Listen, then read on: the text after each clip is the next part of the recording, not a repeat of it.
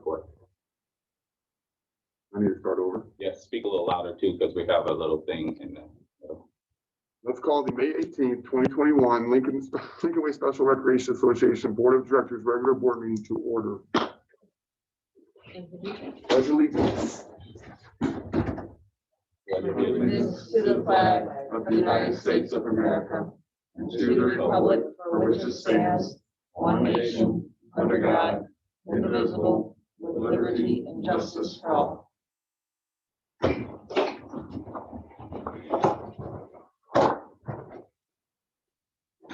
Roll call, please. Barb, here. Greg Lewis, Here.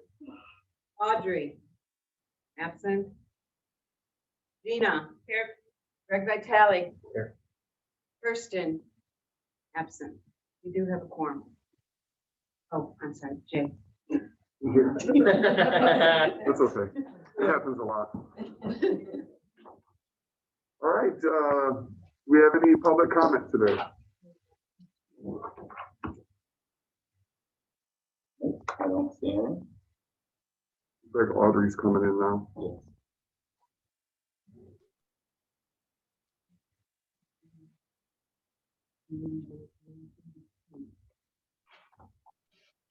All right. Do we have a motion to accept the treasurer's report? So moved. Yeah. Second, Greg Lewis. Any comments or questions regarding the treasurer's report?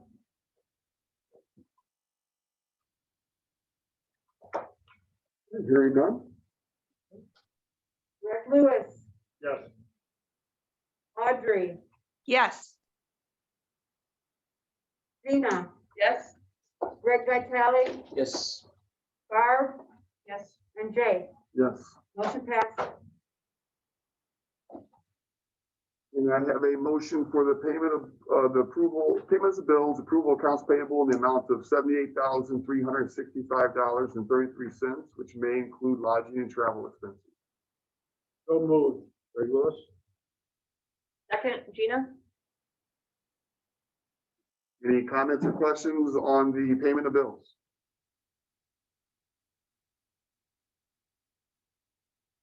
Okay, hearing none. Roll call, please. Audrey, Yes. Gina. Yes. Greg Vitale, Yes. Barb. Yes. Greg Lewis Yes. and Jay. Yes. Motion passed. Hey, it looks like we have some special guests today with the foundation presentation. Yeah, we have Dave, our foundation president, here today to do a little presentation for us. So we'll put that camera on him. I got it. Oh, you got it. From here. Yeah. Make sure we got it right set up. Yeah, I'm Dave Masick, foundation president.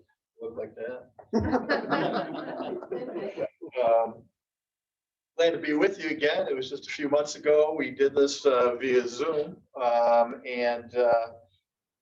behalf of the foundation, I'm happy to present an additional check this year and hopefully with more to come for $15,000. We've been doing a lot of, despite the environment we're all living and working in cooperation with the agency and our foundation and a lot of new energy and effort. We had a great bunny basket. I finally said it, not a bunny breakfast. And the only time I've been to the bunny breakfast is I had to wash dishes for 4 hours. So the basket worked out better for me. But no, it worked out better for all of us because we had a really good outcome and it was a really good operation. We couldn't do it on our own without the agency's support, but also, we've been working really well with committees. And so happy to present this to you today and hopefully we'll be here soon. Bias plug, we've got a golf outing coming up August 13th and let's hope to sell that out. And we're working on getting a lot of big sponsors and so we can come back with more. So, on behalf of the foundation, I'm happy to present this to you. Awesome. Thank you very much.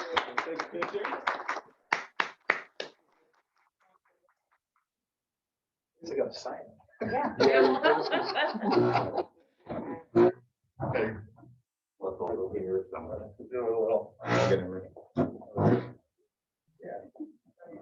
There we go. Smile. You too. You gotta smile.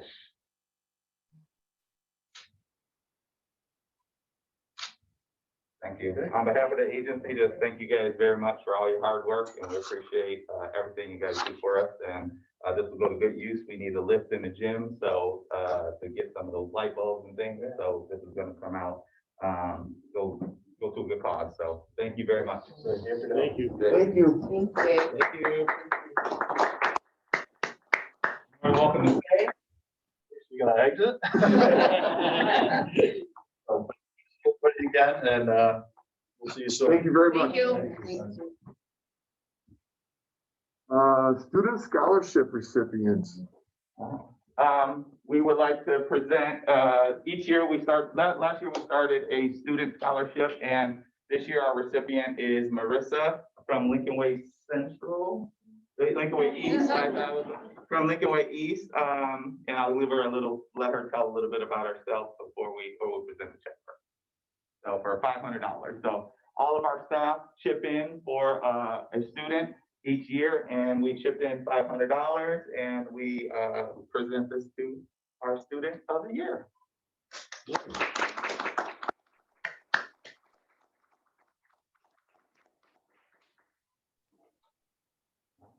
want to say anything to the board, or board, you want to ask any questions? That's okay. Board, you want to ask any questions? Hi, everyone. I'm a senior at Lincoln Way East, Marissa, and I wanted to thank everyone for this support and consideration. With this, I'm going to study neuroscience on the behalf of cognitive and behavioral thinking at the University of Tennessee, Knoxville. And this means so much to me. Anything can help because it's such an advanced medical program that I'm attending, and just thank you all so much for this. I really appreciate it. It'll help me achieve my goals. Congratulations. For Marissa before she takes off. Well, just come back and tell us how you do. Yeah. Congratulations. Thank you so much. Good luck. Thank you very much for coming. Thank you for having me. Oh, there you go. Go Vols.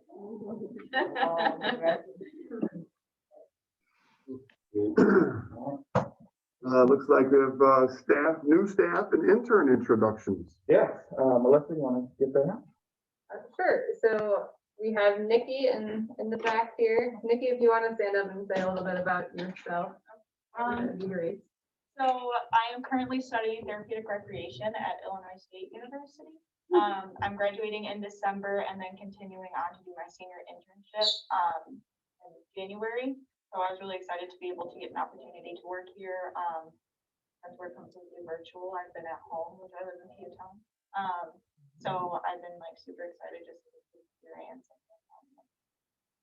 Welcome. Welcome.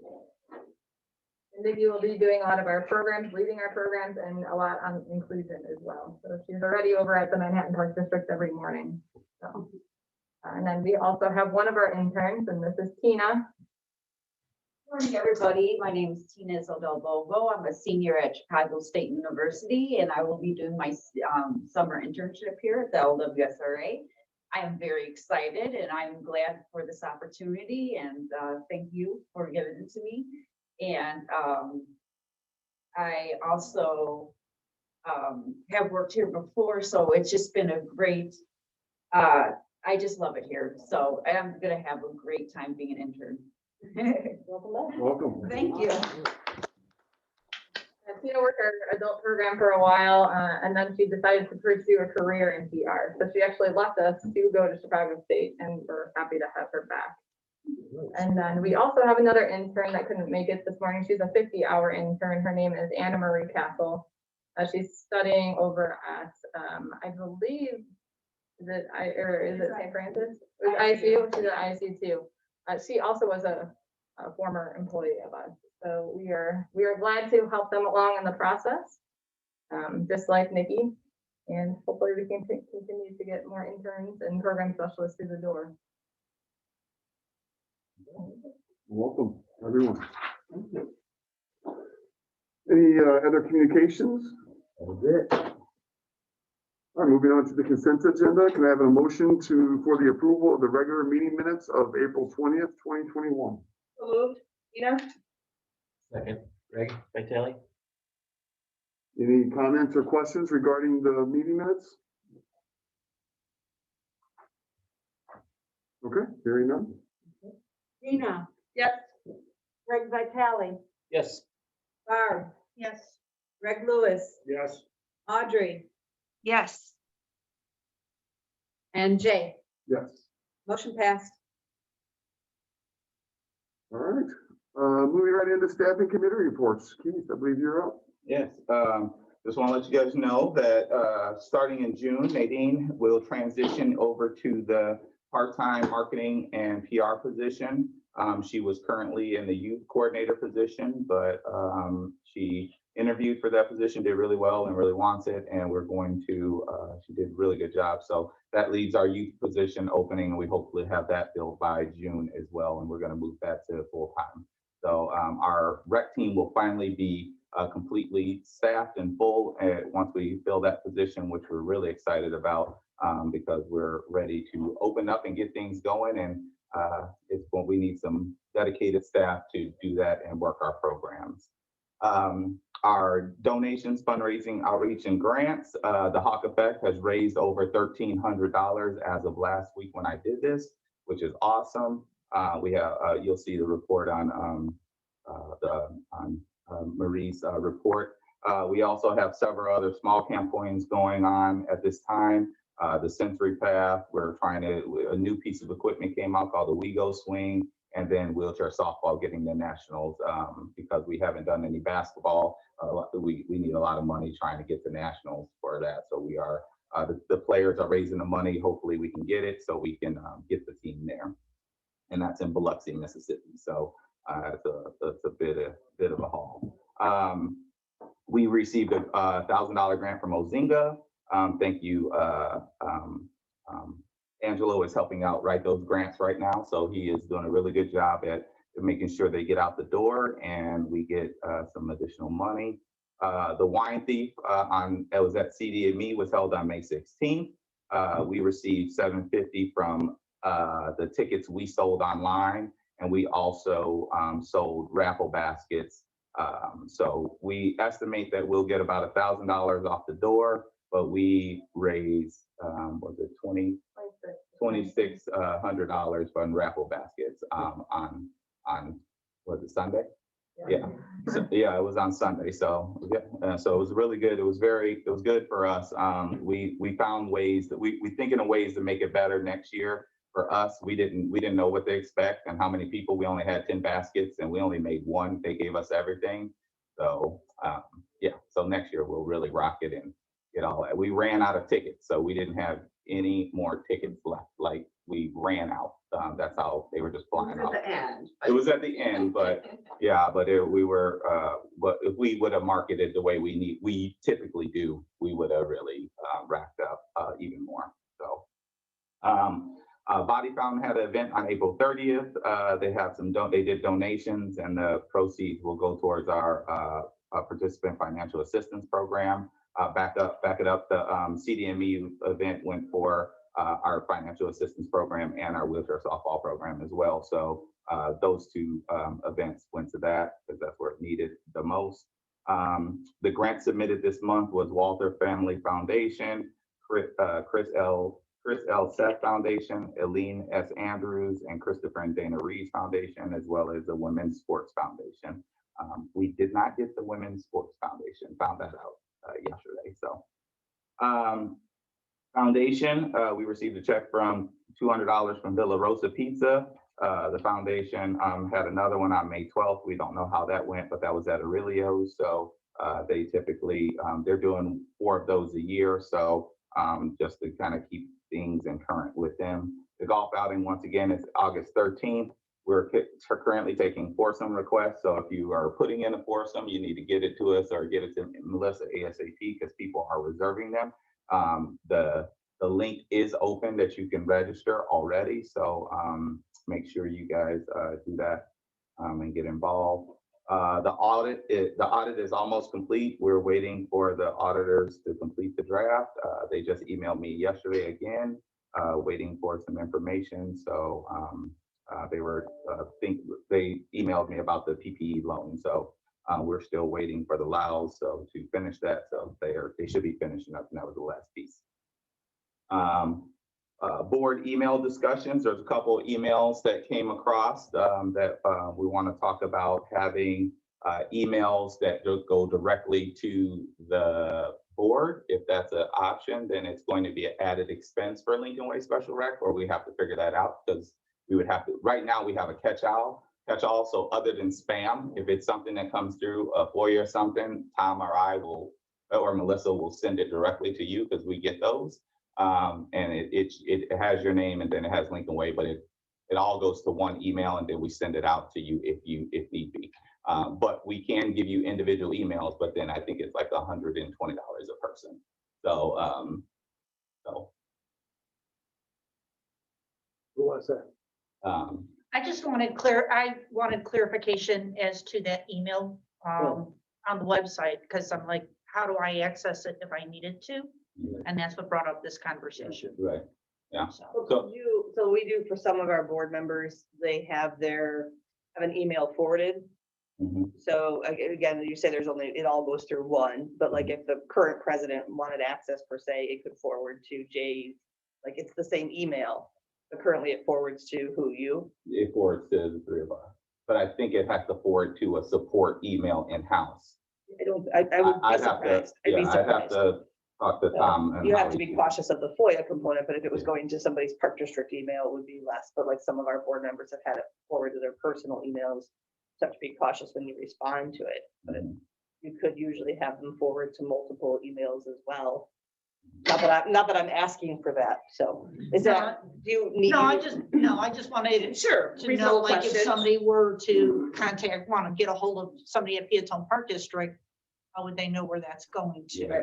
We So would- that's what brought the As soon as we conversation get up. it, we get it Yeah. up to you. Like I got one last week and it was spam, so I didn't even send it to you guys. It was I appreciate that. somebody. And you did bring up a point that I hadn't thought of, is once you put our emails out there, that we do start receiving a lot of marketing pieces and people looking, and honestly, I don't need any more of that. Well, then you got, I mean, the reason we do it too is as far as the Open Meetings Act, because if we all get, if somebody copies all of us, we're now in violation. Aren't you just in violation if you all respond? Yeah. I mean, if you can email all of us, it's just how You have you a conversation. communicate, But as soon as somebody responds all, right? then you're done. That's. Yeah. I don't know, there's two, yeah. I think as long as you're forwarding all the pertinent emails to us, I think that would suffice. I think so too. In our cases, people find our emails pretty easily. Yeah. Are our websites I on mean- there underneath the home agency? I mean, maybe that would be pertinent. I know I've gone looking I don't before, think they are. or Manhattan, like you're not Manhattan, That would be good. like, so then if you really wanted to get to you and your emails on your park Right. district's website, then they don't have to look harder. We got a link to you hit your website, your logo, and it goes to your website, but we probably can just throw your website on there, no As problem. long as something gets there, yeah. Well, you could put, under the commission, under our names are, I mean, I would rather have that than, Mhm. well, I mean, the main phone number too, but I don't have a problem having my email there. You want your personal email? Well, it's the park district one. Park District one, yeah. I mean, back in the summer when everything was going on, people would get a hold of it, they would email us directly. Okay. Yeah, we can put your website and your park district email on there. I can put that on. Does anybody do it any different? I mean, when we're in, because that's how we do it too, is the Board of Commissioners goes to executive director and I see everything, but she handles it unless she's We like, do not get copies of our emails that go to our commissioner. We do it the exact same way. We do. It comes in-house and then it goes to myself and one other person and we filter them and forward anything necessary. And we have it where it can come in through the park district or directly to, I have my own Peatone Park District email. So somebody can email directly to me if they yeah, need me. me too. I mean, I just have Board of Commissioners and then each staff has, I just, I mean, so they've never, you got tripped up on a, an information request going to a board member? I have had people who have thought they, like, so we recently had something through the election process. And we had someone who was FOIA, we were responding to FOIAs through me because I'm the FOIA officer, they're Right. not, so that's not who they go to. But then when they were mad when they didn't get a response because they provided a bad email response of it's complicated, but they thought they emailed the whole board and me, and so we're sitting at a board meeting like 20 minutes before a board meeting, they're like asking about an email, like, I don't know what you're talking about. Well, the person must have chose to type in my email and forgot like one of the S's. I'm like, I have no idea what you guys are talking about, but it wasn't a FOIA request, it was a complaint, I guess, of the matter, but don't worry, I still got it eventually. Yeah. All right, so we'll add, I'm hearing we'll add the website and then your park district, email. You guys good with that? All right, so that's what we'll do. All right, next thing is the extra member contribution discussion. I put an attachment memo on here. This is just to start the discussion. We have a while to do this. We probably want to be making a decision somewhere in 2023 to have a discussion, but to take back to your boards to kind of say, this is the direction that was recommended. And if you have any concerns or comments or anything that we need to discuss that.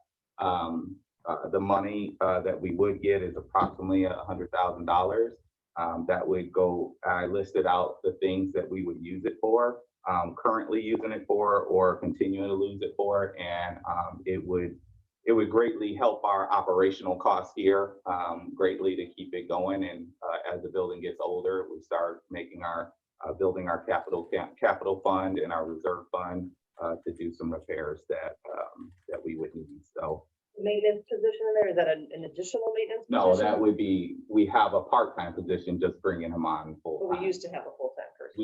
We have a full-time position, Okay. but having a person in the evening as well. So he is here during the day to help out with projects and then just bringing that full-time.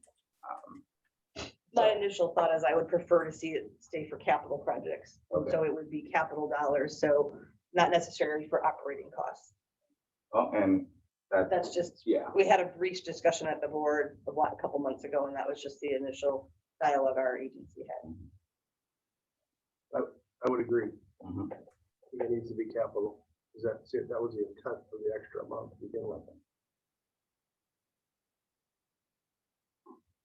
I've seen that your totals, I'm not too early for math, but that looks like that's over $100,000.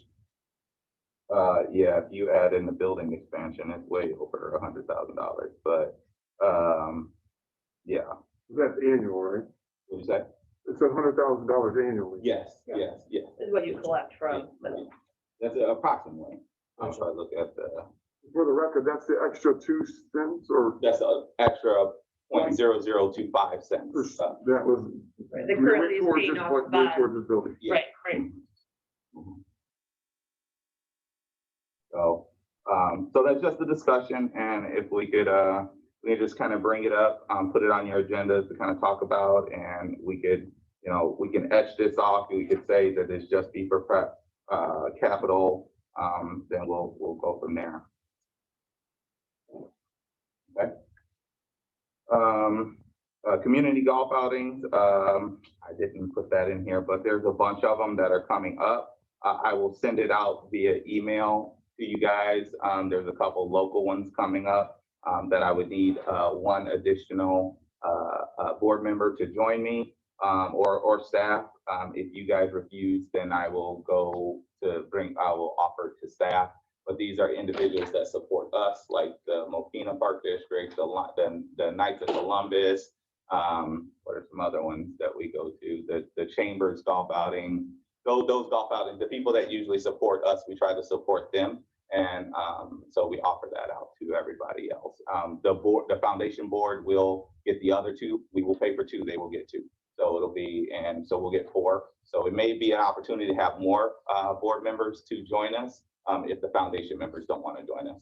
But then we offer to staff as well. So that's all for today. And we use that as an opportunity to see who's sponsoring other people and kind of do some work on the fly while we're out there. Because if people are doing business with, sponsoring other people and not sponsoring us, and we're doing business with them, I want to know.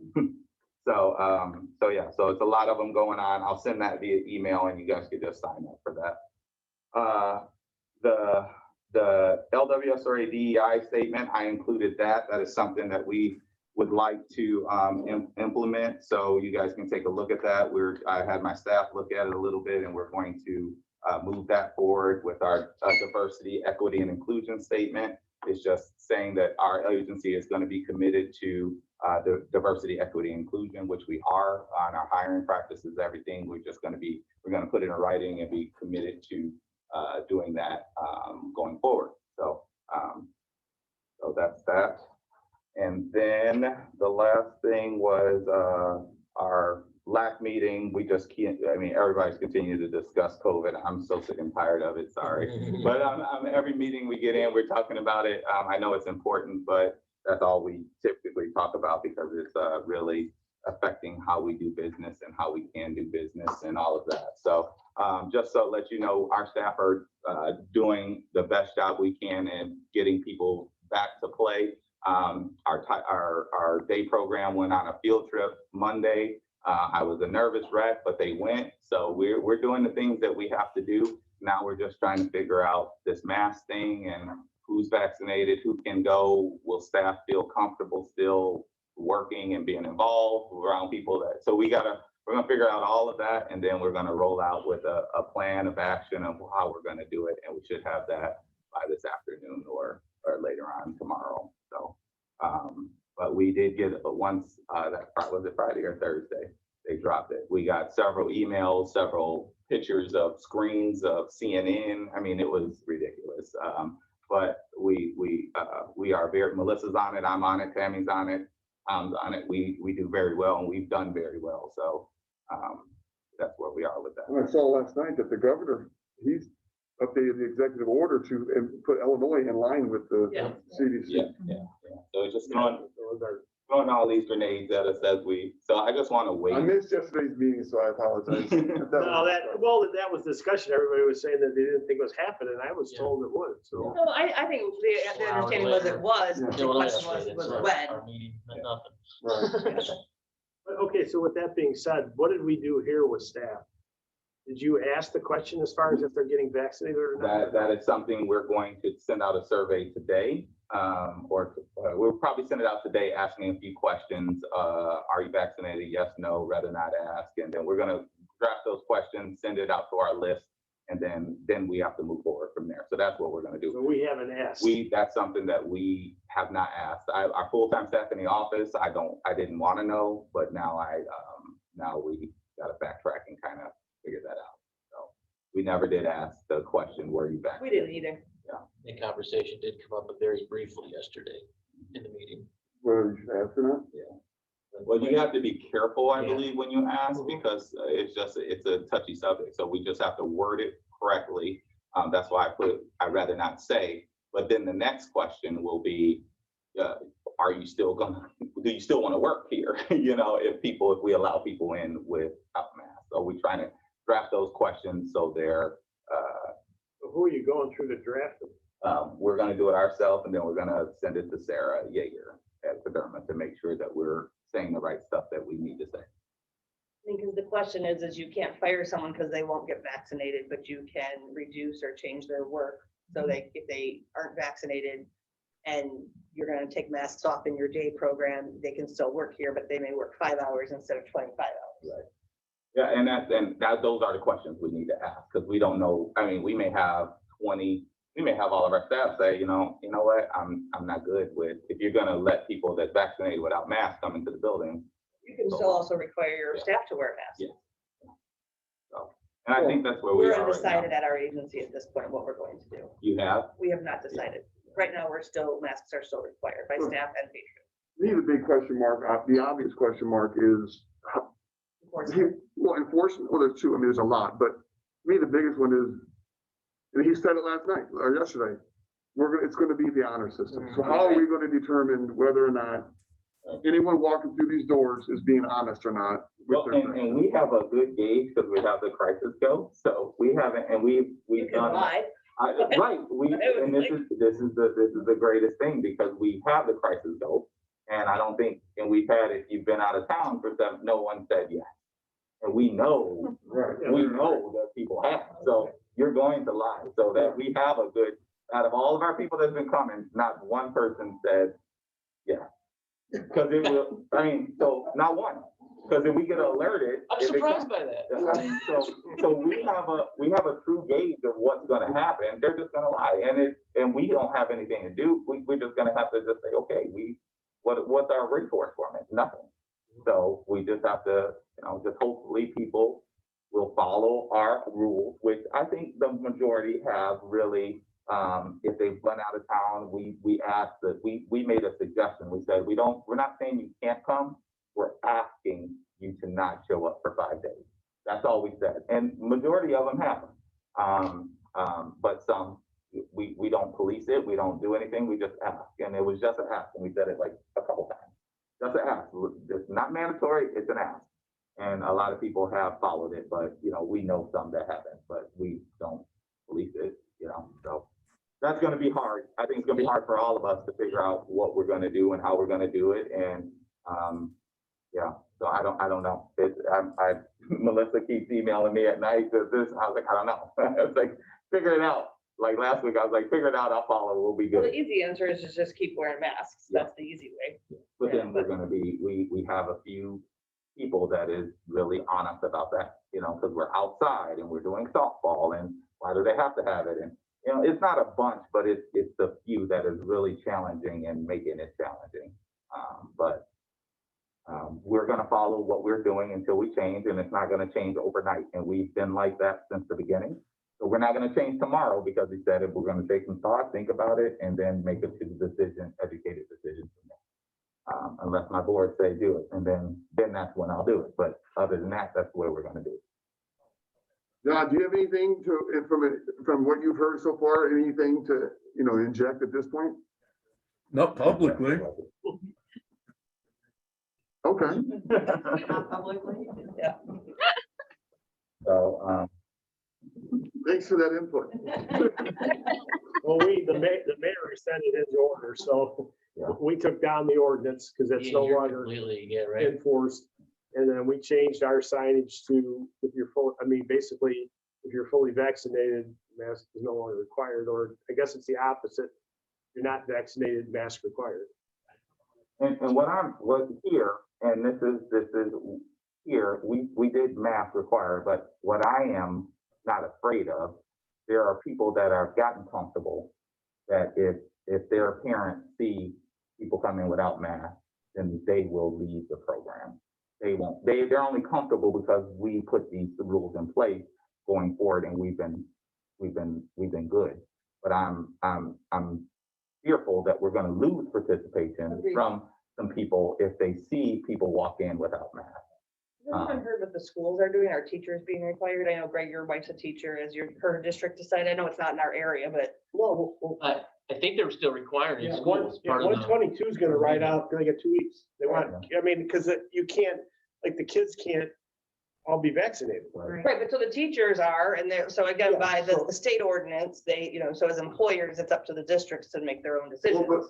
but I think there's still some, like schools and airports, there's still certain areas I that, don't think schools are. Yeah, It's- schools it's are. Transportation, healthcare. Healthcare, so you go to the doctor's office, you got, so, but like 122, and I haven't heard from 210 yet, but I'm assuming, so they have to be a role model, so the teachers are Right, required. I mean, I would think that would be obvious, but I think that's some of it. So again, we have followed a lot of the same with the schools. So as we look at day camp, our district is probably saying, again, what's fair for the kids is fair for the staff. So our day camp staff. So now I'm trying to decide, okay, are we gonna just make staff, but then parents and patrons? And again, I have kids, mine aren't that young, but if I have to take my 11-year-old to a baseball game and she's gotta wear a mask, then kind of only fair that I have to wear a mask. Yeah, well, my push was that keep your mask in your pocket, because like Yes. we go into 122, you're gonna wear the mask. If you go into a business, which you have the right to Right, no continue shoes, to no do shirt, that. no service. Right, so, I mean, it's, but sooner or later,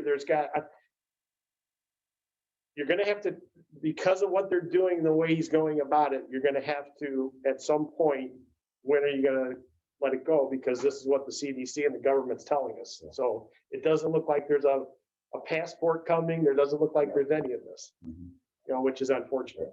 We just gotta figure out how we can do it, like what's the best way and, do we do non-vaccinated programs and have staff there? Like, these are programs just for vaccinated people. These are, how do we? tough. I think at How some do we point, actually do I it? think the big hurdle is how far off are kids being able to be vaccinated? And that's after that, it's kind of a free for all. It's, and again, everyone's welcome to wear a mask, on their own when that happens, but, and I don't think they're going away forever, because whatever after this COVID is the next one. Yeah. But I think eventually we have to get there, but, and we have the same concern that you do, is, some people want the masks off, and those people probably won't come if we keep them on, and vice versa. So, it's, but again, they have the freedom to wear it. It's just a matter of, Look at now, I mean, and the pushback's coming. We get the warm weather and. The wine beef event on I heard it was on horrible. Sunday, I can Yeah. tell you that there's over 600 people there, and I think Keith and his family are the ones wearing masks out of everybody. Yeah, So you gotta tell me they're all vaccinated, probably not. And the somebody 2 told weeks, me that afterwards. They felt anxious that I had a mask on. That's what somebody told me. I got mask shamed at Home Depot in Frankfurt. A lady was staring at me like, what, I have something going on here? Then I realized I had a mask on and no one else did. Yeah. So I got reverse mask shamed. Yeah. Yeah. People gotta So, I would have coughed. I would have been running for their mask. Take your mask off and then cough. Yeah. Yeah. Yeah. I was like, it can't be my hair, So we will, just to sum it up, we will do the best we can, and we look at you guys and what you're doing, and we're on every group, we're on SRA group, we're on all these other groups, trying to figure out what people are doing, so we're staying current with everybody. So they're not somebody can't say we're going to South Suburban because you're not doing it. Nope, we've been in contact with South Suburban, we've been in contact with everybody, so if that, if they're doing something that we don't know about, or you saying that in truth, we will call you out. Be like, no, that's not happening. That's not going to happen. So we will get to the point where I think we all will have to take off the mask, but I just figuring out how we get there is going to be. Do we have any concerns about, I know we've had people who haven't been able to come back because they can't wear a mask. Like, those are the people that will start challenging us. They were the tier C people are the ones And that are. would you say most of those folks are able and or have been vaccinated, just hypothetically? No. I would say half and half. It's a lot of younger kids, and actually the pushback we're getting now is that we're refusing to change any kind of diaper. So, or help with any kind of assistance in the bathroom. So I think that is where I'm getting the most pushback from parents. It's really not masks. Half of them can wear a mask. Sure. And now it's the diapering or the assistance with toileting in general. So I think that's where we need to kind of look and see what we can do and what we can't do and follow what everybody else is doing. But the mask seems to be calming, and now I see the bathrooming is elevating, so. And in the field, is that a common practice prior to COVID or no? I've always thought it was way more than an. Yeah, we go way more than most agencies that do this type of programming. So that wasn't the practice in the field.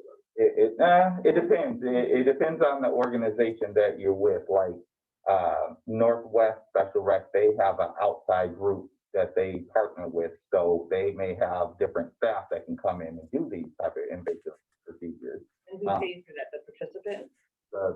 Sometimes they get government pay. They run through a different program where they get their government pay and they can pay for it there. We're private pay. That's what we are, but other programs have a combination of private pay and the government pay, but then they bring in nurses, they have more support staff, they have things that we're just not set up to do that we're not gonna do.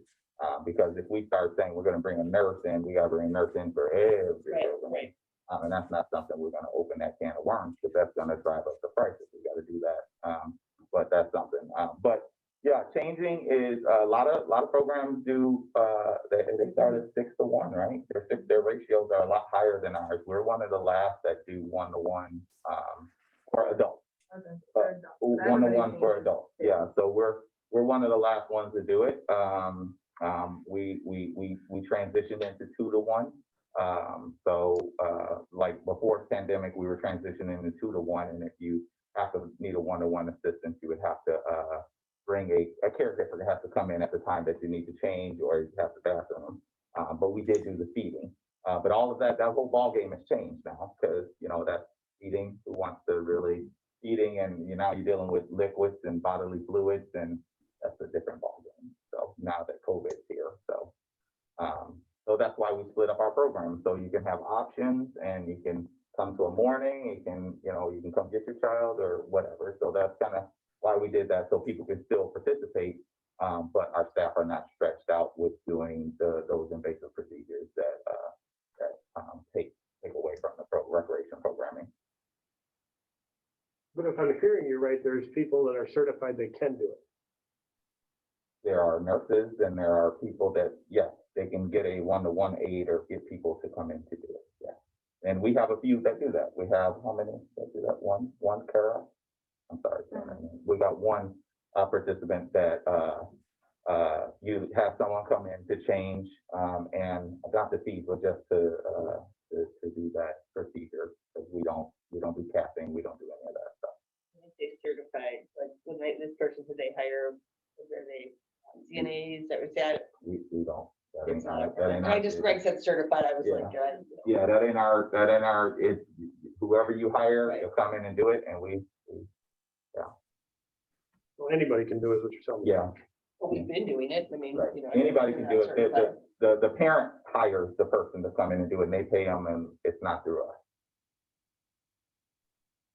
Well, what, okay, but then that, I'm going down the road that if this is gonna, so this is something we probably won't go back to doing. So then if you pass the cost on, but then what is the group of people that do it, and then what are their credentials? And then, now that opens up another door to me, which, John, I know you're listening, is what's the qualifications of these people we're letting in? Yeah. Well, what's beyond COVID, what's the legal risk of those certain, it's no different than a regular day camp. You never want one staff person alone with another child in the bathroom. It's for the same Right, reason. but if you're going down, like, at one point, we're talking about a like a nurse. Right. Okay, so I get, you're not gonna get certified, but if it's a nurse and that's who they've hired to do this, then she's gonna have, qualifications. She could be good, bad, or indifferent, but at least there's something. Now, if it's just anybody coming They in off bring the their extra street, neighbor in every. When you're pushing the liability down one step further. Right. Maybe we need to. oh, yeah, why maybe is we one need to get on some- the screen there? Yeah. Anything? John, What's that? I'm having a hard time understanding you, quite frankly. any It's a feedback on that? conversation for another day, Yeah. or some off-chart discussion. We were saying that, would we need a licensed professional for somebody that, needs to be changed in one of our programs, that, that individual is, the parent is bringing someone in to do the service, Yeah, change your fed. change your fed. What has your practice been to this point? That whoever, we're not doing it, and somebody, they'd have to get a caregiver or somebody that to come in to change, to do the capping. And it's basically been the invasive procedure. So it's been, capping or tube feeding. Oh, we've done tube feeding, right? We've done tube feeding. So it's been capping, or if it would be, I'll go to the if it has to do any of the seizure medications that has to be administered somewhere else, those things. They would have to get somebody to do that, not us. Yeah. Well, I think that's something, Keith, you and I can talk offline about, so. I just think we need to prepare if it's something we did and no longer gonna do because of, where we're at today, then we need to be prepared for that. Because if somebody is willing to pay for it, I don't, or can, Yeah, and when we talked about this a little bit with Sarah over there, we are, as a recreation professional, we have to provide a reasonable accommodation. We provide the service for the program, which is the reasonable accommodation, that we have this program here and it's accessible. That is our accommodation for them. When you get into the invasive procedures, that's when we have the right to say that's not what we do. And we did have that conversation with her prior to COVID. We were going to the 2-to-1 because, and then the individuals that we had in would have been grandfathered in for the service that we provide, and then we would just work that through.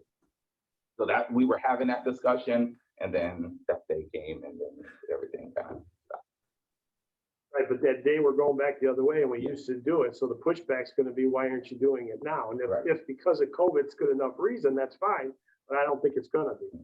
Especially for youth, because Yeah. we will not have a youth program if we do not change diapers. I can tell you guys that right now. Everybody under 8, I feel like we probably have a handful that might be potty trained, but still have accidents. So if we do take that completely out, we will lose our youth population. And that's going to be a, that will we be able to find staff that are willing to change and willing to do these things for the amount that we're paying? So all of those questions are questions that we're going to have to bring up when, you have Amazon and you have everything coming up that they can go somewhere else and do it. The people we get, they can do it because they love it, and will we be able to find the staff? The kids are an easier sell to do it. The adults, it's really tough. It's really tough to change, sell somebody to change. And then we get to the point where, one of our Titans program, we started at 10 o'clock and started the cycle of feeding and changing. And the program's over by 2 because we had so many people in there, and it's done. You get an hour of recreation. Right, it's not a recreation program at that point. So there's a lot of factors in here, and I want to continue doing the service, and I feel for the individuals that need that service, but at a point we have to say, can we provide that service? Is that something that we can provide as a recreational component? And that's got to be, I've always had the point to say that if we don't do it, then who? But if we can't find the staff, then we can't do it. So that's the bottom line. So, all right, so we'll move on for that. We'll have a conversation about that, John. Yep. And we'll talk to some other SRAs and see where they're going and what they're doing, and we'll get some more information on that. Okay, Marie. Okay. Do I stay here or? You're fine. Okay. You guys just speak up. Okay. So the April financials, here's the donations that we received just in the month of April. So we talked about the foundation, that was part of the 15,000, and Dave mentioned that being a specific thing they were trying to cover, the aerial lift for the gym. So we also have been getting more donations through Kindful, and the report to date, it says April 1st to April 30th, but these numbers would be like through April 30th.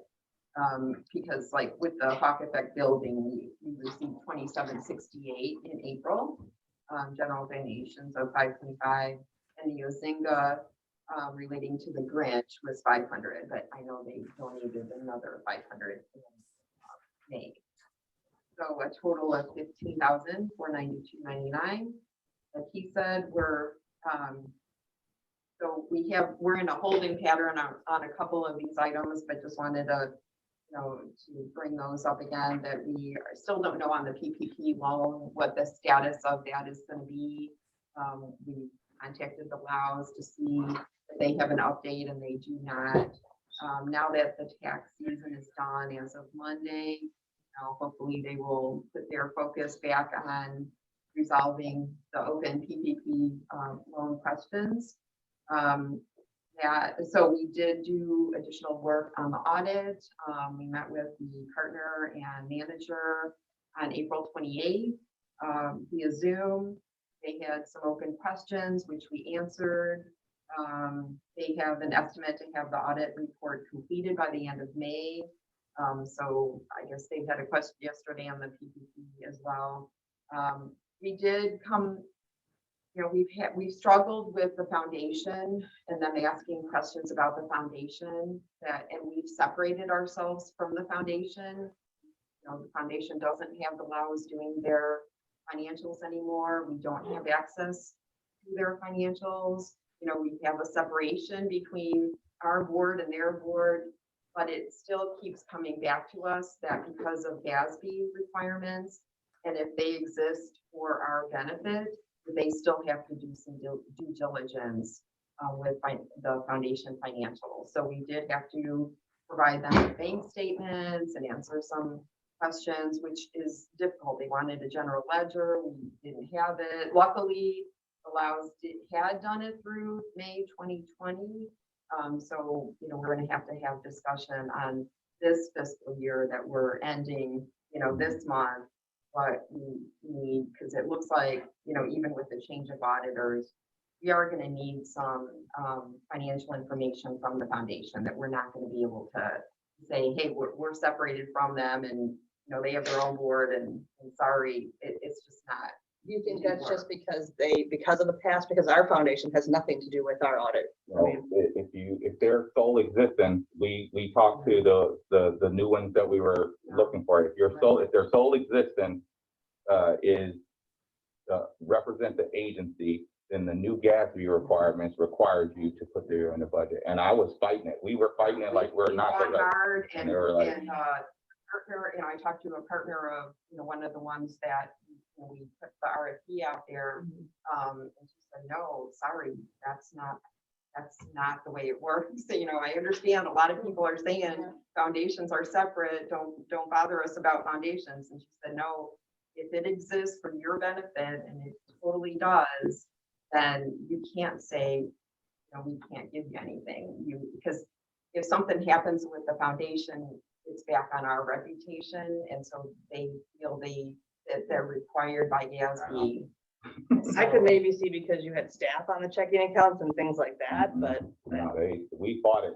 I had my Greg hat on. I was like, no, we are separate. We are no. On the same token, I mean, the foundation is structured so they, by law, to keep their status, they have to have an audit or whatever done, and that has to be published. And we're working through that with them, and that was the issue. And now they've had a couple financial meetings. I think they got a good plan. They ordered QuickBooks.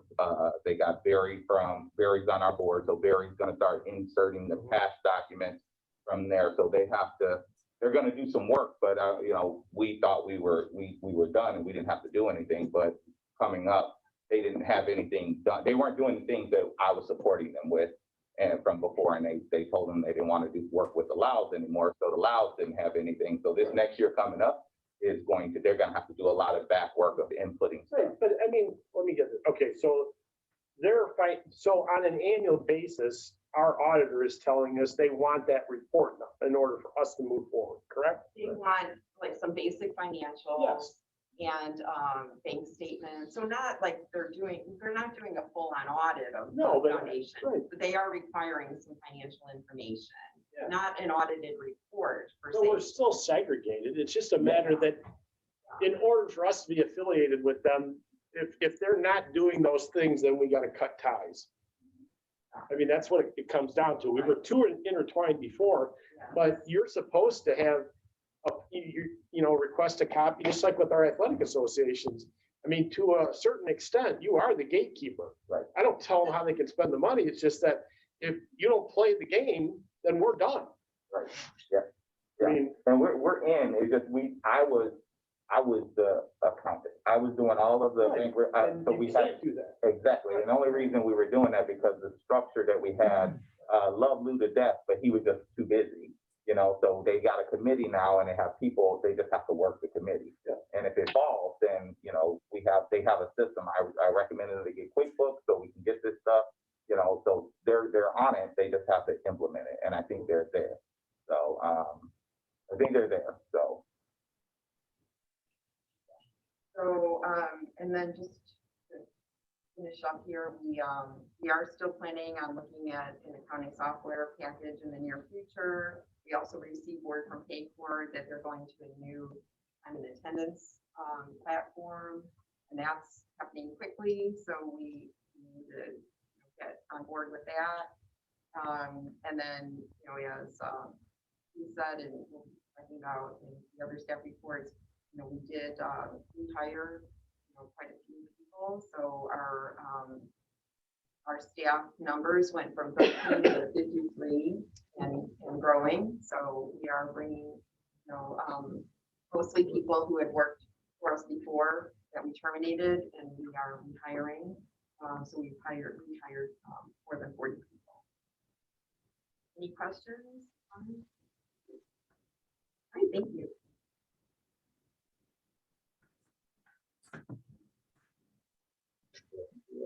All right, so facility foreman, on April 12th, the sprinkler system was inspected and tested by Fox Valley, and we passed, so we're compliant. I know John and Ethan have been working really hard, touching up paint in the lobby and offices in the bathroom, so that has also been completed. And then you guys have seen when you pulled in, we got the parking lot resealed, so that looks very nice as well. Support services supervisor. Summer registration opened on the 17th, and many of our participants who traditionally participate in camps are trying to return. So the good thing is we're seeing a lot more people trying or wanting to come back. They're really itching for it. We just still have a lot of our guidelines in place. So we still are serving tier A and B and trialing a few C participants. Website and technology hardware inside 4 of our oldest laptops were updated, get the speed and just make them function better, because we had some issues with our older laptops, but that seems to be good and resolve the problem. So that was good to do. Facility rentals, we hosted 2 birthday parties, and then the HOA meeting in April. We also have had people in our sunset room, so it's nice to see people filling in and getting rentals back, because I know that was something that people really liked about us. And freedom of information requests, we received one on the 15th. And we are all up to date. My report, like we already talked about, we pretty much tripled our staffing now compared to what we were doing for over a year. I know our rec staff are very excited to get that break, but they did such a wonderful job. I think it's just going to change the way they view programs now moving forward, because they got reconnected. So I'm really excited for that. We are opening a full-time rec specialist, like Keith discussed. We are interviewing actually today, tomorrow, and Thursday. We have 6 excellent applicants, all CTRSs or with a degree in TR. So that's pretty exciting as well. Safety, we're meeting actually right after this meeting, but we are continuously trying to stay up to date with everything that's changing. That committee is me, Tammy, Tom, and John. Inclusion, we began serving again. So you'll see us at Mokina Park District, Manhattan Park District, Lenox Park District. I did a lot of forms that are now online. So all they have to do is a Microsoft form and it sends right to me. It's super easy process. Hopefully we can streamline all of that moving forward. Outreach, in April, I have been helping over at Navarro Farms, which is one of our participant families that actually bought farmland right off in Frankfurt. It's, what is it, about 30 and 45 basically. Yeah. Over by that storage unit, they bought farmland there, and they are their goal is to have programming for individuals with disabilities there, and to eventually have them work and run the farm completely, from selling the crop that they garden, and they have chicken coop. Give me a better. Where our old office is, behind, under the viaduct, you make a left. The storage unit right there, it's literally the farm's like right next to it. They just repainted the barn red, like it looks like it had some construction. They have over 80 raised beds that they just put in. It's a fantastic farm. It's going to be so great for the community. The cool part is they want us part of it. So I think that's just going to extend our programming offerings as well. And we can have special events there. They have a bonfire pit. You do ice skating. What did you say? The baby Baby chicks. There's going to be a petting zoo. Working with them too to create some field trip packages. So it's maybe something that you guys can do with your camps for programs in the future, as well as visit them. So they're doing some really cool stuff. They do have a website, so check it out if you guys want. I'm sure they would let you come tour it too if you just stop by. They're not doing any recreational programming. So just to know that it's just gardening and things like that, and getting people there. So it's one of our participants' family, the one that donated the scoreboard. He donated to the playground. So he's a good family, good guy. But he wanted to do something. So Very cool. In the future, he's going to have residential homes as well. He's going to expand and buy the remaining farmland around. to do some residential homes for participants to come live with their families, and then if their families do end up passing away, they will actually take care of the participants. So he's got some major goals. It's gonna be a really cool place. Yes, I mean, I challenge you guys to at least go on the website and check it out. That's pretty cool. And that's actually it for my report. I'll pass it over to Sam. For my report, transportation, the vehicles have minimal use this month again, but we are ramping up to use them a lot starting this month of May. So I think last month they had a little over 400 miles put on them. For maintenance, we are taking them in and out of rentals and on a rotating basis to get them in there, to get them checked out, oil changes, just make sure everything's topped off. And that's been an ongoing project the last couple of weeks. We did replace the windshield on the Transit. It did have a pretty nasty crack in it, so we did that last month as well. And then after meetings. I think the Lennox snow guys might have done that with the snow I and was gonna mention that. Something got kicked up and cracked it. Oh, next year. Oh, God, Oh, darn. Don't fight the hand that feeds. As for meetings, like Melissa said, we continue on with our safety committees once a month, meetings. And I also work facilitating rec team meetings twice a month as well. So me and Melissa kind of run those team meetings. We've met with Melissa and Nadine, put together our training schedule for the return to work, which we've been doing the last 2 weeks. So we've been bringing the staff in and doing some different trainings, and then do some good normal trainings online as well. And then I also facilitated the in-service for the drivers at the beginning of the month. And the hands-on training, we're getting everybody back in the buses, no matter how long they've been driving. We're getting them back in the buses and driving them around and doing some checks for them. And then we have a couple new drivers, so we're excited to bring some new people that have turned 21, that have been with us for a while, and they're turning 21, so we're getting them in the bus and getting them trained as well. And then we do have some first aid and CPR classes coming up. We did a couple 2 weeks ago, and then we're gonna get a couple more for some for summer staff. So we've been facilitating those trainings as well.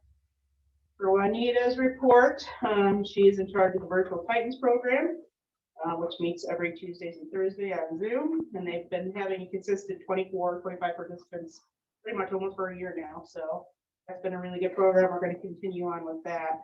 And she does a really good job with that. She also does activity kits for that. So we deliver those on Mondays, and some people come and pick those up. So that's been a huge help. Also in charge of Stir It Up. Mac runs the Stir It Up Zoom meeting, but Juanita's in charge of it. So we've always had a consistent 5 people registered for that. And Mac sure does come up with some interesting meals that we do every.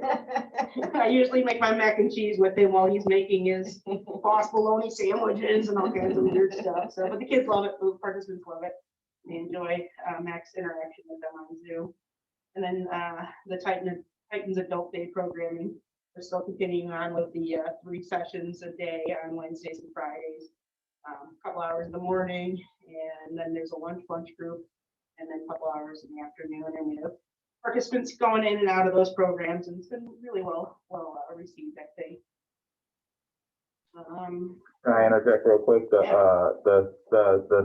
The parents from the Adult Day program did a staff appreciation for us and all the staff coming back. So I think the newspaper is gonna run it, so they're coming out to do a story on it. But it was they did Monday breakfast.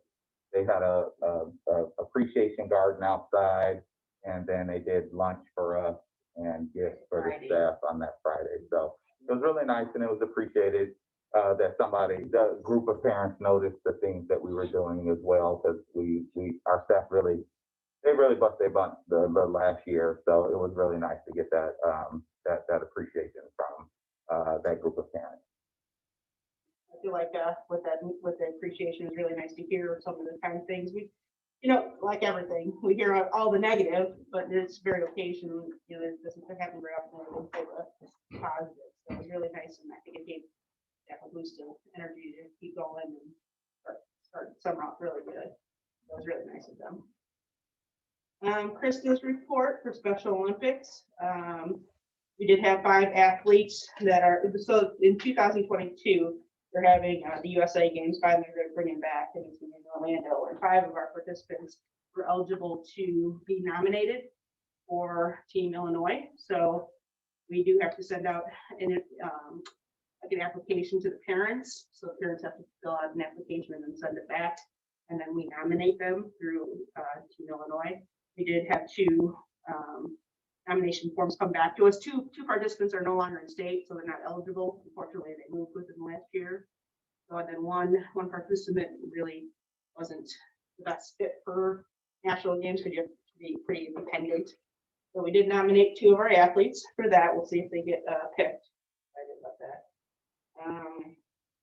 Let's see, Special Olympics, they continue to offer their virtual opportunities for athletes, and then they also had a fun competition for track and field earlier this month. So we did participate in that. That was the first semi-competition that we've done in quite a while. So me and Nikki actually brought 3 athletes in track and field that were at Thornwood, and they participated. It's supposed to be 100-meter dash, but they ended up being 200 because we stopped them. They just kept running. But it was fun. And then they actually had to do the 200. So you're tired about it. Tired. You're running a full 400-meter dash. But it was fun. It was great to be back. It's good to see some of the Special Olympics staff. And we definitely had a good time in the spring. They're somewhat spring games. And they're hoping to get back to competitions this summer. So we're looking to do some golf events and some softball. So cross your fingers that we can get back to some sort of competition. For in-person programs for Krista, we did do basketball conditioning in the spring. It gave us an opportunity to play some intra-team scrimmages. We did like a 3-on-3 format. It was really well received. We also, I think we've talked about it in the past, but we brought in, they had some spectators here too, so that was really good to have them back in the gym. We usually rock the games. I was coaching. And the mascot shows up a couple times. Yes, the mascot came a couple times. It was nice because the mascot would come to basketball, and then at the Titans program, we had to guess who the mascot was. So they had to do some detective work, which was fun. They asked us all questions. Well, where were you last night at 7 o'clock? And then usually it was like Tammy was here because it was too tall a person, so they knew right off the bat it wasn't me. And then we introduced our interns. We do have 2 new interns. Tina's full-time and Anna Marie is a part-time. So Chris is working hand in hand with those guys this summer. Moving on to Mac's report. Mac is in charge of the fitness program, so he is in charge of the virtual workouts that we have Mondays, Tuesdays, Wednesdays, and Fridays, which has been very well received. On Mondays for Wake Up Warm Up, we have a consistent 9 people moving with Mac. He has to continue to work because it's got his name in it. It's on Tuesdays, and we have about 8 participants in that. And then on Wednesday and Fridays, our HIT program had 7 and 8 participants. We're going to continue on with those workouts because I think it's been really well received, and it's a good way for them to get workouts in. Thunder Bowl, he's also in charge of the bowling programs. So we did do Thunder Bowl and Laraway Lanes. Thunder Bowl's on Mondays, and both programs were at max capacity. So really good to see. And then he's also in charge of the wheelchair basketball program. We had small groups again this spring, and we actually offered some scrimmages. So that was good to have them back. I think it was 5 versus 5, right? So that was fun to see as well. The Nadine's report, virtual special events. She did offer quite a bit this past month. The spring wing bingo and trivia, which I think Nikki here worked on some of the trivia for that. And she always had like 20, 25 girls. And then they also had Mexican or Fiesta, which they had an activity night that did all that using her hybrid programming. She's done hybrid, virtual and in person for Drama King and Queens, and as well as game night. So they do kind of both. Some of them got some people here, some people virtual. That's been really well received as well. And then for special events, for in-person special events, we also offer the spa day, which we have 4 participants. And Three girls and 1 boy actually do the LA nails and lunch, which they really enjoy doing that. And then they went to Pops on April 11th. And she offered a movie critic club on Friday, 23rd of April, had 6 participants.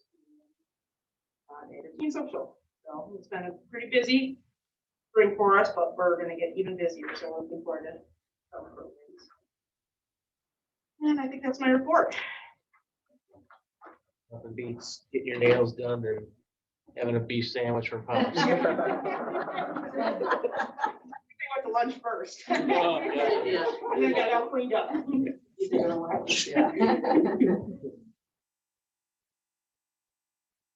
Whatever. That's all the reports for that. All right, thanks for all the information. The monthly financial outlook?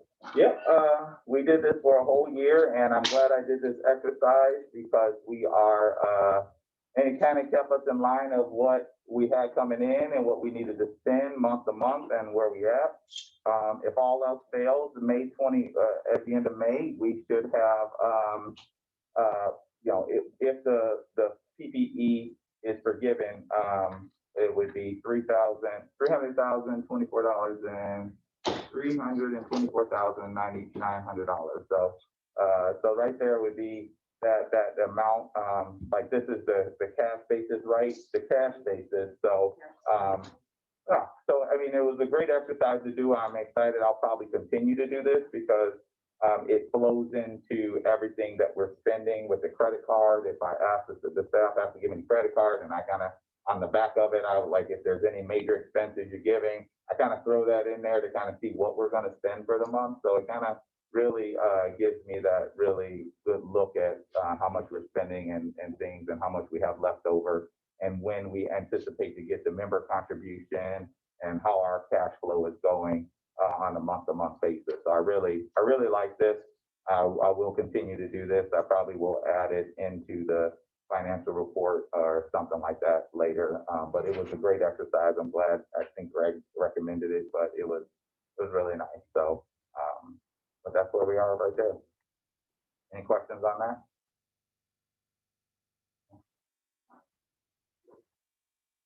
All right. All right, we are moving into nothing under facilities and planning, correct? No, actually, the Eagle Scout project for our own fire pit is coming this week. So he is starting that. So next to the softball field, further back, he's going to do a walkway with a nice little accessible fire pit. So that should be starting Eagle Scout project. So we're excited about that because that'll give us, if we're having a camp out or some evening programs, we'll give some things to do. So that will be fun to have. So I'm running out of Eagle Scout projects to do here. So I know we got I want to do the Gaga ball. Is it called Gaga ball with the 9 thing? Yeah, I want to do an accessible Gaga pit. So that's my next thing. And then I think I'm out of things. I got to find more things because we get a lot of them here. But if you guys have a project that you think of an Eagle Scout can do, let me know because we get a lot here. We get a lot because we host their ceremony sometimes. So a lot of them see us and they're like, they think of us and it'll be good. But you're an extension of us, so they can do something for you guys too. So that's it. All right, under old business, the approval of the 2021-2022 fiscal budget. Okay. All of you guys have this in front of you. I did make a sheet that was easier to read. I know Greg had some questions, and we got it to the point. We added the fund balance. We don't have a policy yet. The guy, I was waiting for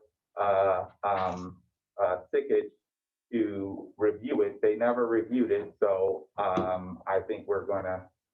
But we did add it in here as 25%. We're trying to get to 25% over 5 years for a fund balance reserve policy. So that's kind of where we want to build to. However, if we end the year at our projections in 01, we may be able to fund that a little sooner than later. So if you look at page 8, I'm sorry, not page 8. If you look at, is it page 8? Oh, no, page 11. If you look at page 11, our expenses, our projected expenses, over revenue leaves us at approximately $300,000, a little bit more. But then our 02 fund is a little high, so we may be able to fund that once we start looking at the real numbers of all the funds, but we didn't spend a lot in 01 based on the projection. So once that comes in and it finals out, we may be able to do that. I'm raw in the fund balance area because we've never done it. So I'm leaning on Marie and Kathy from New Lenox to kind of help us mold that and get it to where we want.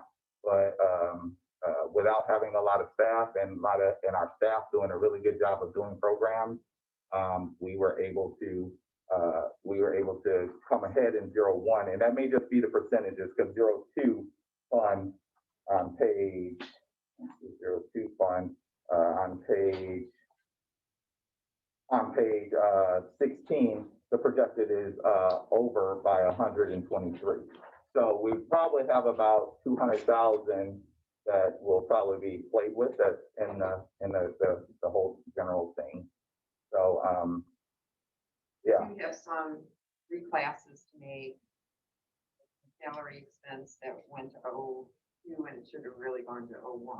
So do you want to do some reclasses in May? Right. And if you look at page 20, the total overall projected in all the funds would be 113,000.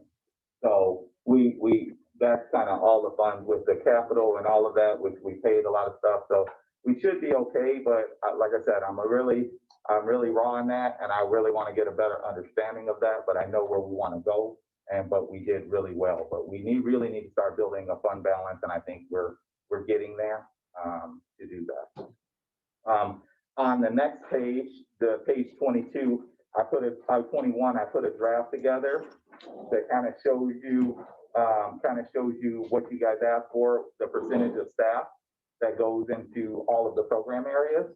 So we took, each program area and we put a percentage of staff and we kind of divvied that out between their program area and 100%, and it equals that. So that would tell you how much we'll be over and under for the year for that program. So if you can see, Special Olympics is, each one of them are done, and their staff, the full-time staff is included in each one of those departments.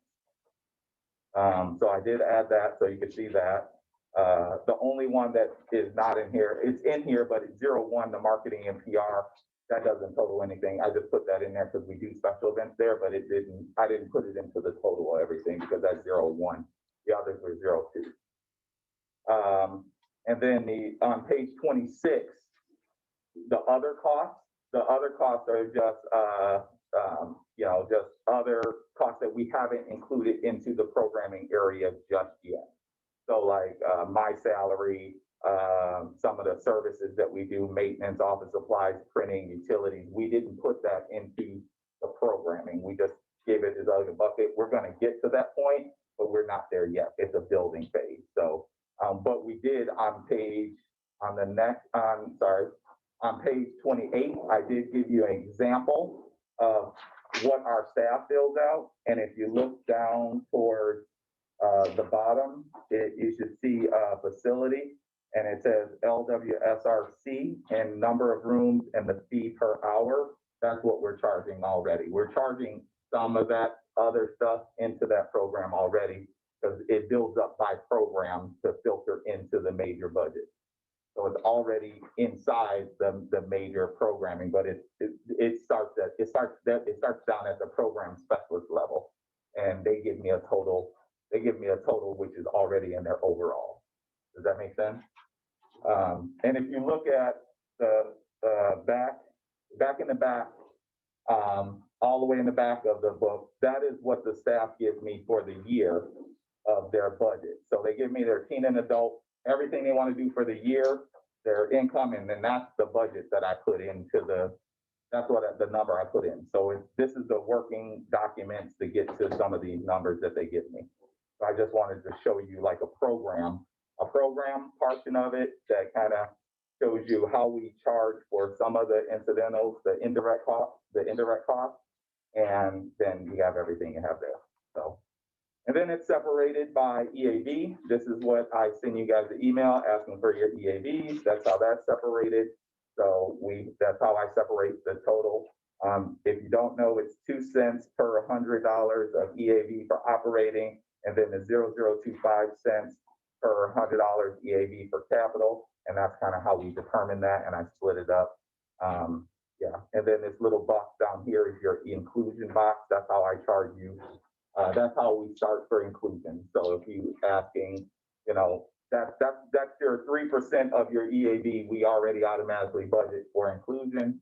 And if you go over that, then we've always said we're gonna have to have a talk, because this is what we budget for staffing for inclusion. So if one district starts to use, you know, $10, $15, $20,000, then we have to have a serious conversation. We haven't gotten that point yet, but we, you know, as being this is unfamiliar territory, we may get to that. People may start going to you for programming, and then we have to talk. But there's some districts that don't use inclusion, and there's some that use inclusion, so it kind of balances out. That's that, and then the next sheet is employee salary benefits. So we have that sheet that kind of shows what the benefits costs are for the year, what IMRF, FICA, all of that in there, and gives you and I put a sheet in there and started about what we offer, what we typically offer for the year, and then that's it. That is the budget.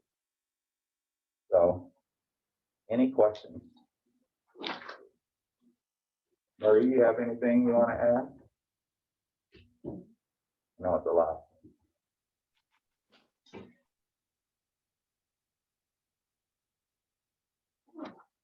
Well, I mean, the side note is for Fund 03, if I got the numbers right, the reserve by bond is 04, $100,000. So there's no, we just have I mean, that's how they did it. We were thinking that the reserve should be for 01 and 02. And like 3, 4, and 5 really are either nature reserve. So we didn't plan on. Yeah, if you look at total expenses, which may or may not include, but you're looking at a 250,000, you probably need a reserve. I think I think you did a great job, and I'm not really, I mean, the fund, I mean, it's a guesstimate. I mean, the bottom line is you're building a reserve in your fund balance, and that's the goal. I mean, it can go up and down. It's not an exact science. And so, I mean, it's been a long time since I heard somebody excited about numbers, but he did a great job. I mean, was here a long time ago. Yeah. So we need a motion for the approval of the 2021-23 budget.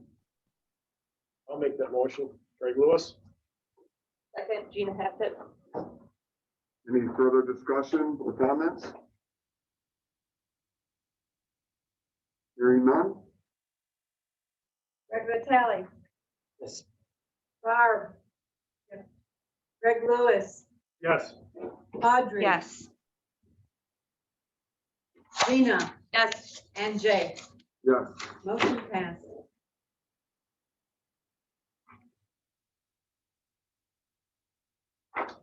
All right, under new business, we have several resolutions that are to be passed, starting with letter A, resolution number 21-1, the disposal of public records. Second. Any comments or questions regarding resolution 21-1? Great, hearing none? Barb, Yes. Greg Lewis, Yes. Audrey. Yes. Gina. Yes. Greg Vitale Yes. and Jay. Yes. Motion passed. Moving on to B, resolution 21-2, disposal of equipment with exhibit B. So moved. Gina.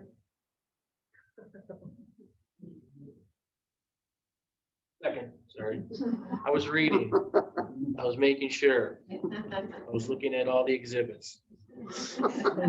Again, Do you have any questions or comments? no, it's just total disposal, right?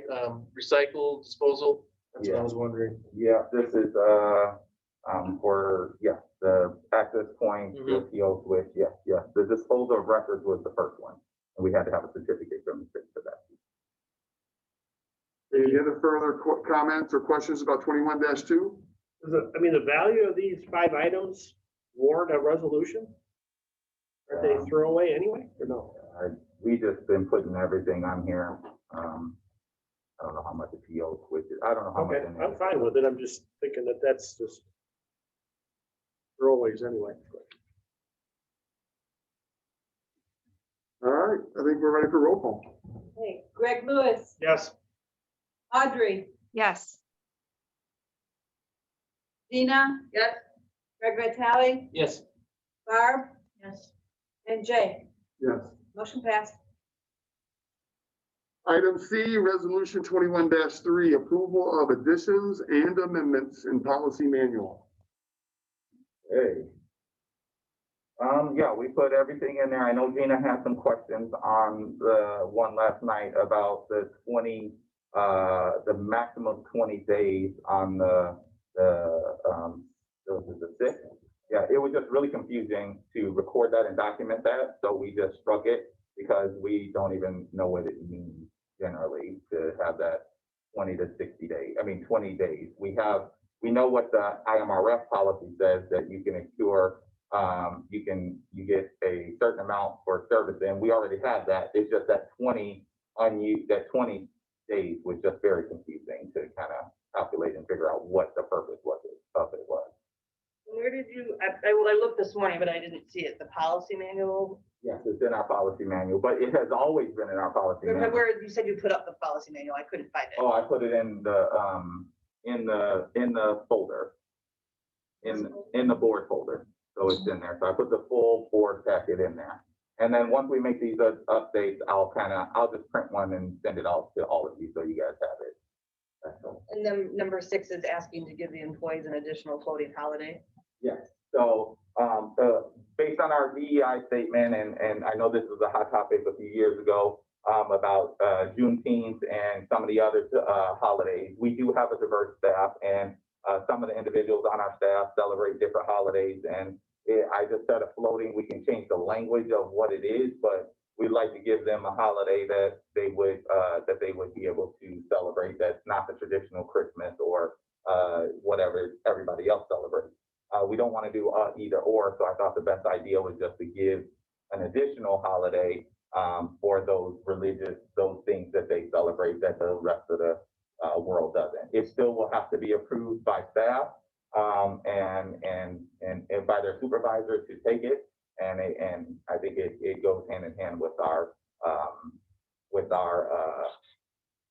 DEI statement and policy that we're not policy, but our practice that we're putting through. So it would go from. I don't have a problem with it being a floating holiday. I just have a problem with, I guess, because it's the cost of another day off. So it's really not just, it's not about it being a floating. First of all, I'm not a fan of floating holidays because I find in our field, staff don't take them. Because like Juneteenth is a Friday during day camp. Who's actually really going to legitimately take the day off unless we're closed? So I'd be more inclined to adding, if we're going to add another holiday, just add it as a holiday and close on that day, because often staff never get that opportunity to utilize the holiday because we are busy and open on those days. So that's one issue I have. And the other issue is it's a budgetary impact. So it's another day times X number of people. So to me, it's a little bit larger of an exercise, but that's just my initial thoughts. I haven't had more thought beyond that. We don't have this many holidays at our agency. I did an evaluation of this a couple of years ago. Everyone's different. I think New Lenox has the most. Okina is somewhere in between, but we have the least. We don't have, I think we had a weird Columbus Day versus Veterans Day. So yeah, but that's just my initial thought. I feel like we have a lot too. 10. Just looked at it. After Yeah, having and we do 3 conversation with- disabilities. You say? Audrey, what do Audrey, you would think? you have 3 floating holidays? Is that what you said? Yeah, in addition, and it works out real well for us.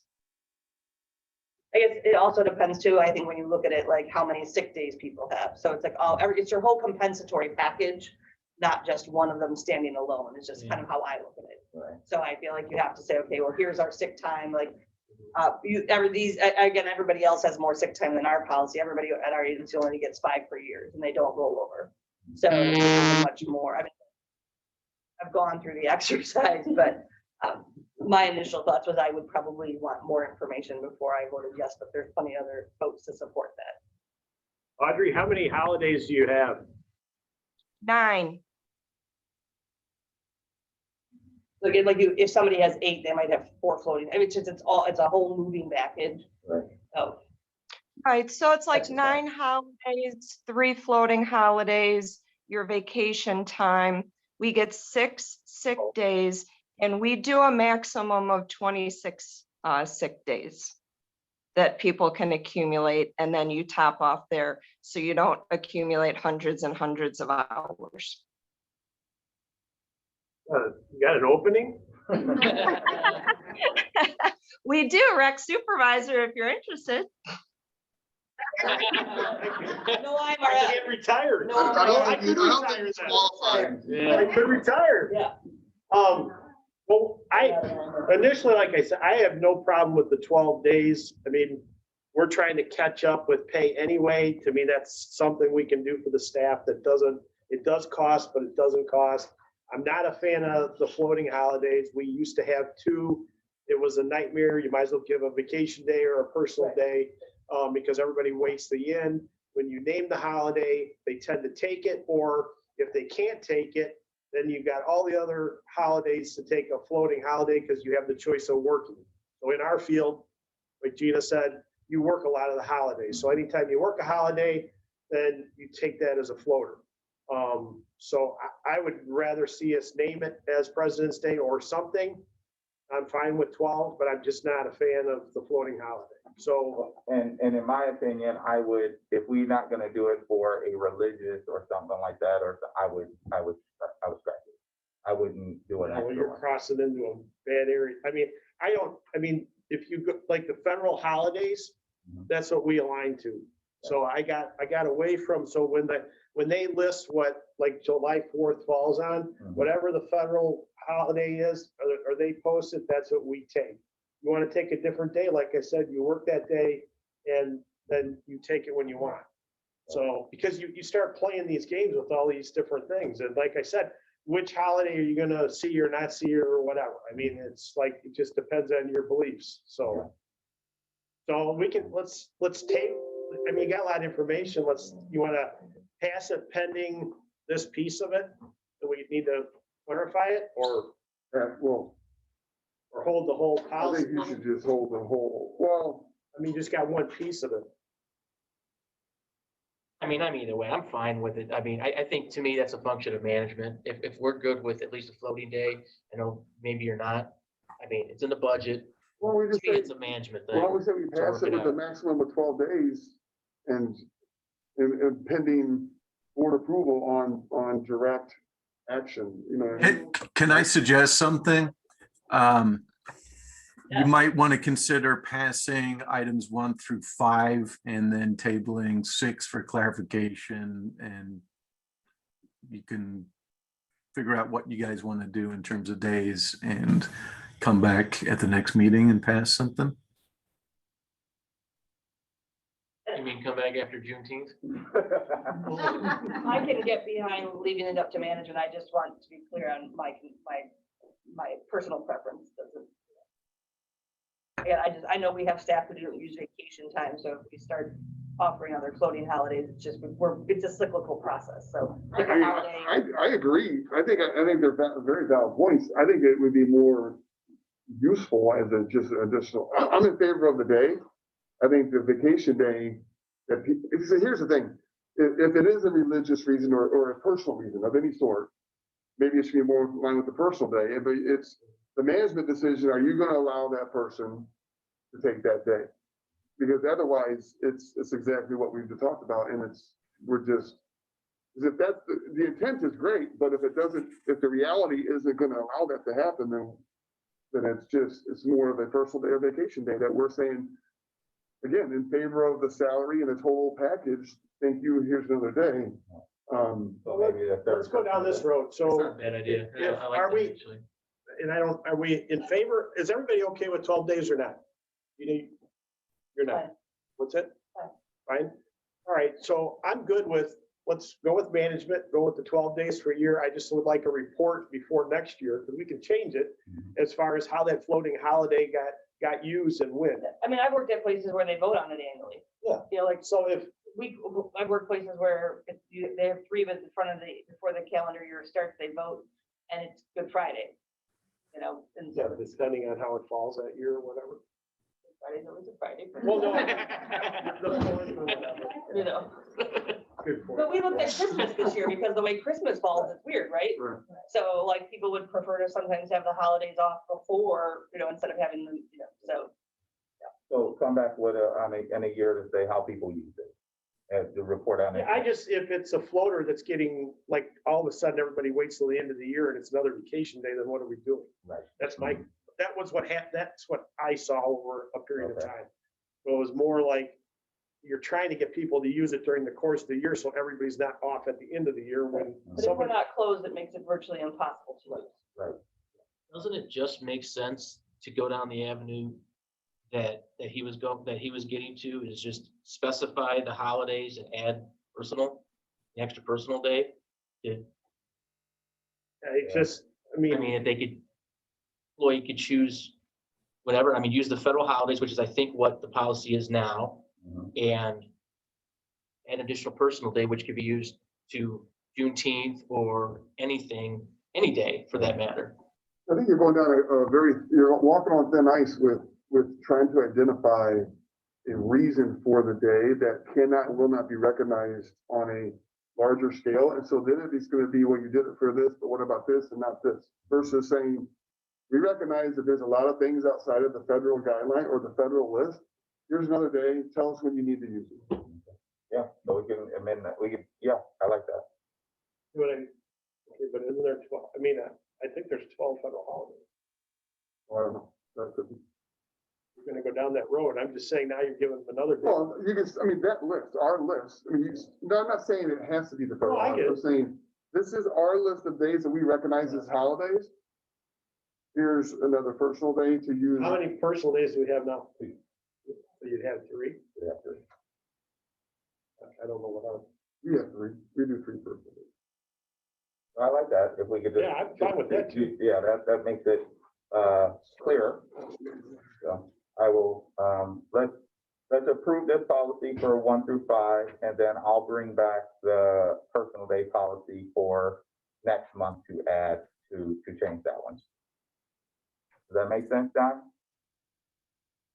Yep. Yeah, or we can approve this. Yeah, we can approve this and add 1 additional personal day. Yeah, so I think let's approve resolution 21-3, approval of additions and amendments in policy manual with the amendments to the holidays to reflect the list and add 1 additional personal day, not the floating holiday. Can I get a motion for that, motion for that? Approval? Motion. I'll second it. Sorry, Greg. I'll second it. Any other comments or questions? Hearing none? Roll call, please. Nina. Yes. Greg Vitale, Yes. Barb. Greg Lewis, Yes. Audrey, Yes. and Jay. Yes. Motion passed. And federal holidays. All right, item D, resolution number 21-4, fund balance policy. I don't know what you guys want to do with this because I have some notes at the bottom, but, Let's table it. We don't have an yeah. exhibit. do we? yeah, I put the other one, I put the fund balance in there where the draft, but I don't have a full one, so we could table that one. All right, so we'll table, item 10D. Moving on to E, Resolution 21-5, Executive Director Contract with Exhibit A. Motion? Let's do motions and then we'll have any comments. I'll make the motion. Oh, I'm Yeah, sorry. sorry. I was asking how it worked. Second, Greg Lewis. All right, so we have a first and a second. Any comments or questions regarding the contract? There's a typo on page 2, item D. Employees shall be entitled to paid, should be 2 separate words.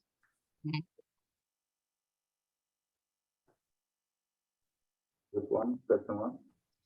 Page 2, item D, last item on the page. Okay. There will also be the section then about the holiday. So that'll, now that thanks for mentioning that, Gina. That was in there as well. You gotta flip E and F, depending on how you go.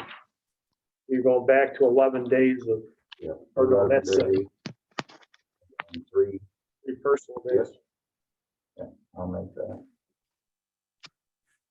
Or you just change the language to be in compliance with the employee manual.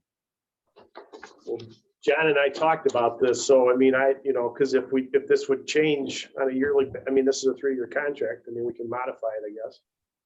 Whatever, doesn't matter. However you. Well, before it was listed, and then he actually, going, what Gina said, we took it out just to say it follows the employee manual, but then you did insert some of it back. I say it's under there under something else. It's about benefits.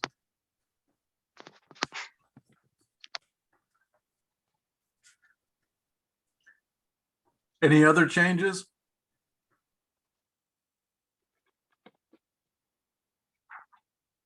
So is the motion to approve subject to those 2 changes? It would be 3 changes. It would be, the typo to be paid, and then section E, 11 days, and section F, 3 paid personal days right now. Am I able to change the motion pending these 3 amendments? Or is that like? Who made the motion? Me, Greg. Yeah, Vitale. so you're withdrawing your motion? You're withdrawing your original motion, Yeah, I'd like right? to make a motion pending the 3 aforementioned amendments. Can we get a second? Yeah, I'll second it, but I get another question then. Well, John, you didn't, I mean, so what are you doing moving forward? If this changes next year or whatever, this is a 3-year contract, so are you gonna put, or what, I mean, does the manual supersede the contract, or what do you do there? We're gonna have language, Contract, isn't it? I'm sorry, Go ahead. Gina?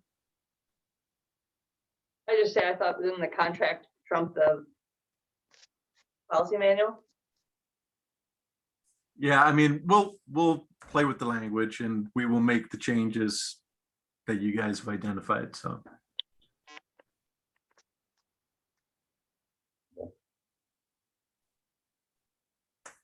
Any other comments? Roll call, please.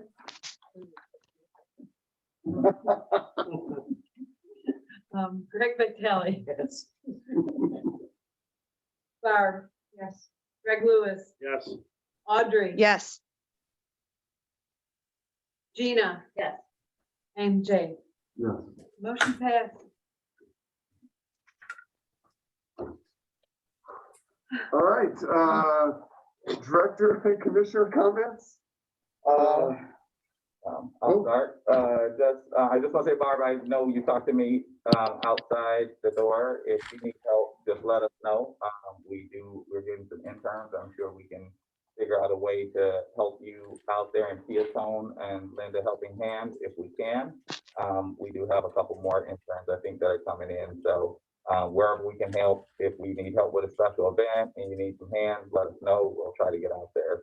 If you need to help get some of your people trained on Melissa, maybe we can add them into our system, because we got a lot going out right now, so we probably can do that too.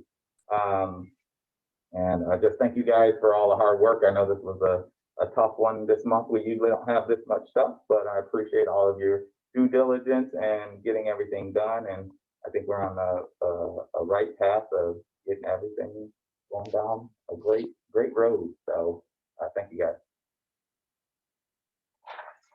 All right, thanks, Keith. Audrey? Yeah, keep up the good work. There's lots going on and lots to still figure out.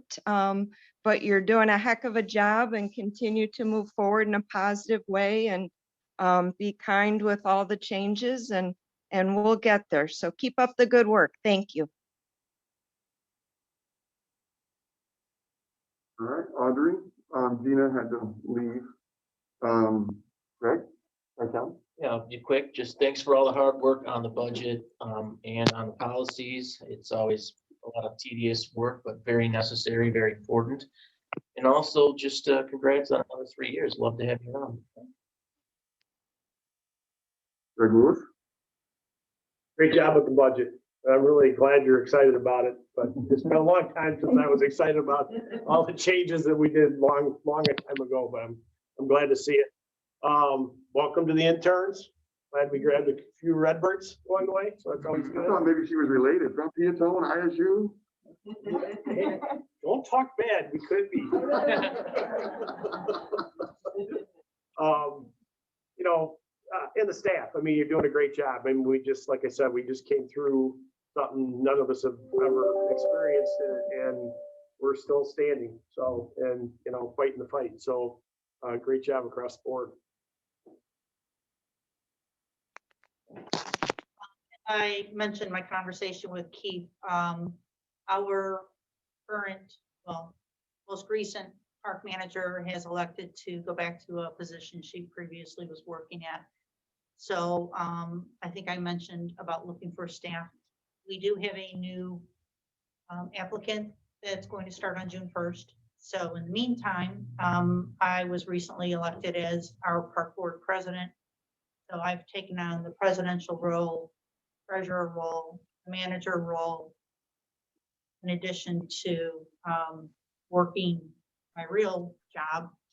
So I'm burning the candle at both ends, but I have been reaching out to you guys, which has been awesome. I'm trying to keep the park running instead of falling backwards. We want to keep moving forward during this transition period, which is challenging. So thank you for your help, and thank everybody that's responded back to me. I do appreciate it. I love seeing numbers. I'm a numbers person, so this is fun actually. But yeah, thank you for all your help. I do appreciate it. I'm learning QuickBooks really fast, really fast. All right, is that everybody besides me? Great job with the budget. I think you can wrap up the success of LWSRA in probably just a couple terms. One building is relationships, and that is seen not only in what you do with your participants, the foundation, but the intern program, the staffing, the way that people want to be a part of this family, and they come back after they go to school. And I think that speaks volumes to the culture of this organization and what you're building here.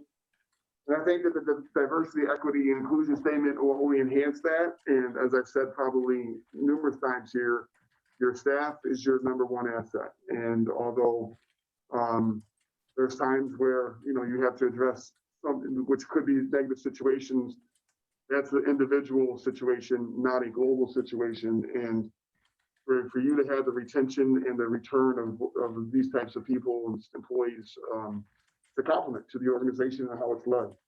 So keep up the good work, and yeah, and you know, as we've been used to for the last 15 months, we'll continue to just bounce around and respond to our government and how we are supposed to do things. So stay flexible. I'm jumping. With that, can we get a motion to adjourn? Motion. Second. I will second. Barb, You're on the record. Barb gets the second. All right, we need a roll call since we're virtual. Barb, Yes. Greg Lewis, Yes. Audrey Yes. and Greg Vitale Yes. and Jay. Yes. Motion passed. We are adjourned. Stay safe, folks. Thank you. Jay and Greg, I have something to say. 11:19. 11:19. So we gotta tell John to move our stack to the front of the pot after the meeting.